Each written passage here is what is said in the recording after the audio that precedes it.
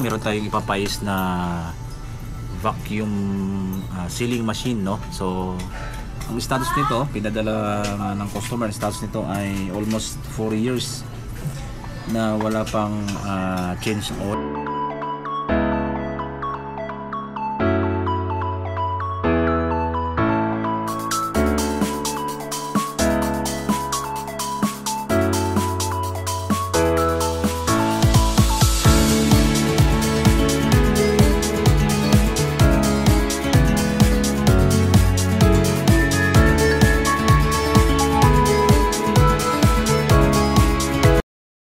So, kadahilanan, ang unit nito ay magkaroon siya ng oil pumping to magsusuka ng langis, and then magkaroon siya ng loss compression kung hindi natin i-maintain. So sa mga ganitong unit, huwag nating patagalin, no? Kailangan every months, every 2 months, no? Lalo na mag-volume kayo, mag-vacuum, is monthly dapat ang suggestion po ng bawat may-ari, no? So ito po yung status niya, yung makina niya. So mapansin po natin dito yung kanyang sight glass, no, ay kinakalawang na, no. So itong sight glass na to kinakalawang na, hindi mo alam kung either napuno na ba siya o kulang pa yung karga, no.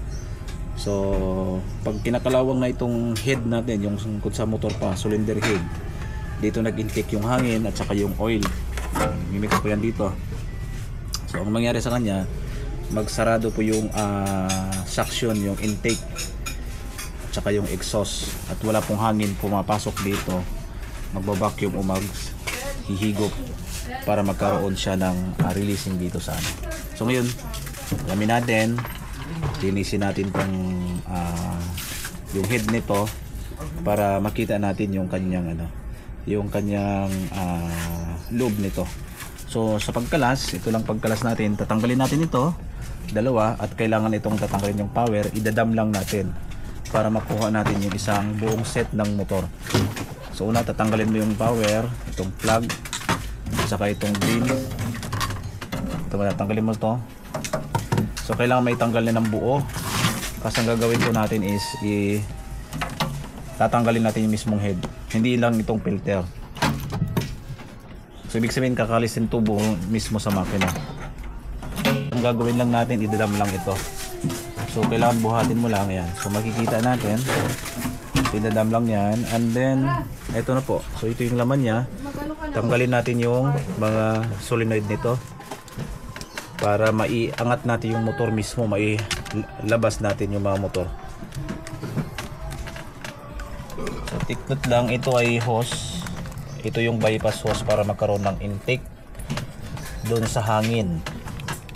So tanggalin nyo na po yan. And then ito, so may mga marking na mo pa yan, vacuum at saka yung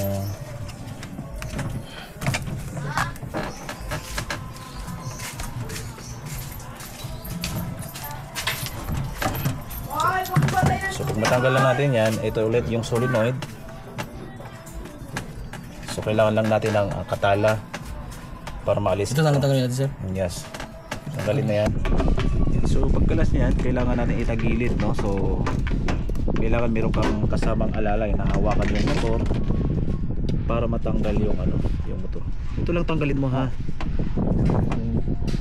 Luwagan lang muna yan. So ito na yung naalis natin dito sa kanyang kaha, sa kanyang body, no?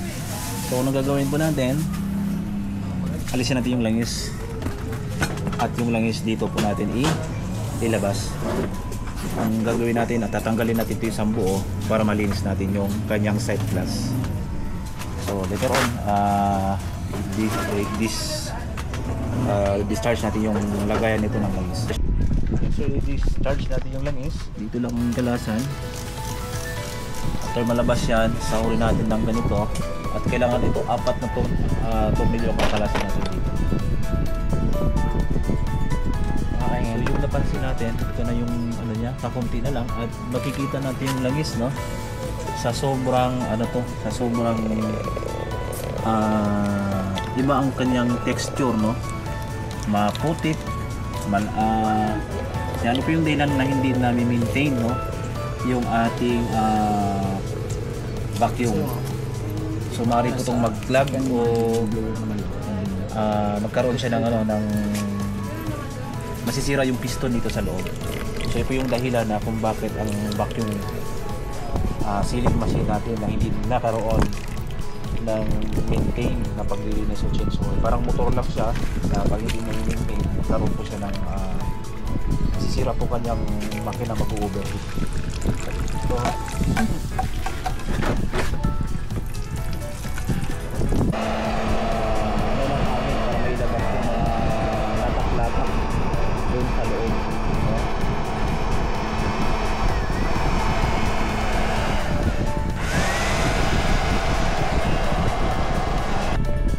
So, pagtanggal itong apat na tornilyo, so gamit natin ang mga precision set, no, sa blade para matanggal natin yung pinaka cylinder cover, no, tawagin natin.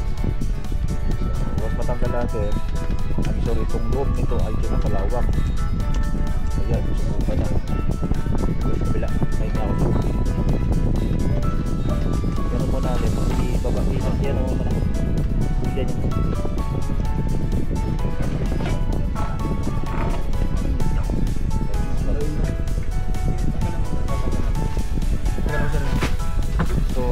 natin, pagkalas na sumuko na siya ng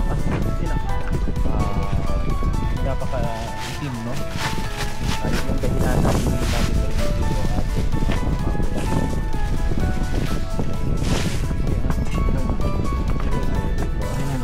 yung filter niya. So, yung vacuum na hindi na ma-maintain, ito na yung nangyari sa kanya. Ito yung naging resulta niya. So, mapapansin po natin yun. So, walang linis, walang change oil, at ganito po ang mangyari sa motor ng ating vacuum, no? So, kaya hindi siya magkaroon ng saktong pagba-vacuum o pag-filter. So, ngayon linisin natin yan, brushin natin o i-pressurize natin, tanggalin natin yung na isa sa dahilan na cause o nagka-clog yung ating makina. So yan, ito makita natin para masundan po loob, no? So ang ginagawa natin ay binabrush natin. So kinakalawang na po ito, alisin natin yung mga kalawang, ginamit tayo ng crudo, no? And later on i-brush natin to ng steel wool brush. Itong ginagawa ko para palambutin lang yung kalawang nito. Then after na mulambot na yan, steel brush, and then WD-40, and then tsaka i-pressure washer ito. Maalis lang yung kunting kahit 20% sa 30% na kalawang na hindi naman papasok dito sa ganyang intake exhaust kasi nagsisirculate po ito. Ayan. Kaya sa mga ito yung dahilan kung bakit nagkaroon ng kalawang na hindi po nagpaayos. Imagine 4 na taon bago ka tumawag magpaayos, no? So ito yung dahilan para sisira yung makina mo. Matangawang dito, and later on i-strike washer natin ito. Kailangan natin yung steel brush para yung kalawang matanggal, no?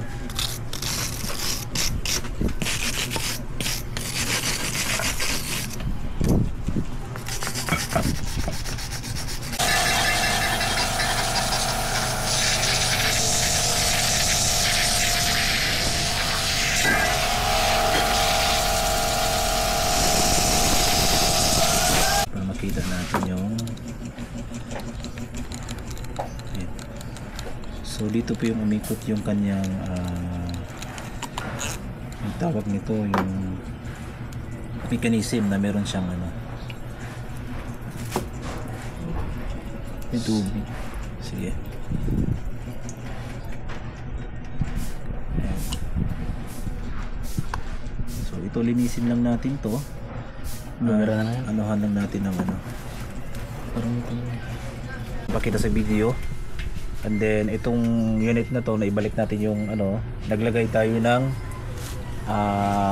aluminum, no? So yung aluminum paliwanag ko lang, ito nagkatayo, pinasok natin dito sa loob para hindi po magtagas ng oil yun during pumping.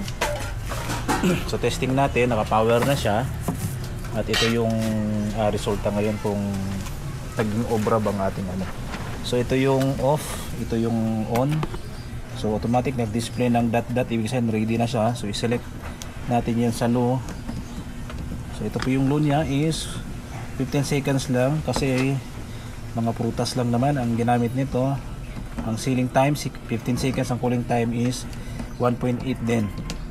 So start natin at meron lang tayong kakaunting plastic na para matry lang natin. Start natin. So mapansin natin yung motor, maganda pa yung Segundo, yung kanyang higop, no? Yung motor, kaya maganda talaga, mas maiging ma-maintenance, no? Monthly, mapalitan ng langis. So yan, so tataas and then magsisid po yung plastic. Subukan natin kung mag-try ng seal. Ayun, so yan, no? So maganda pa yung seal niya at hindi pa nag-lose compression yung kanyang motor. So ito po yung suggest natin na kailangan ingatan natin yung ating makina, no? Lalo na sa mga prod processing na negosyo. So sa maaaring magpa-avail, no, bisitahin lamang aming page o ang ating YouTube channel, no? So maaaring mag-comment dito sa ating Facebook page. Yun lang, and God bless. Maraming salamat.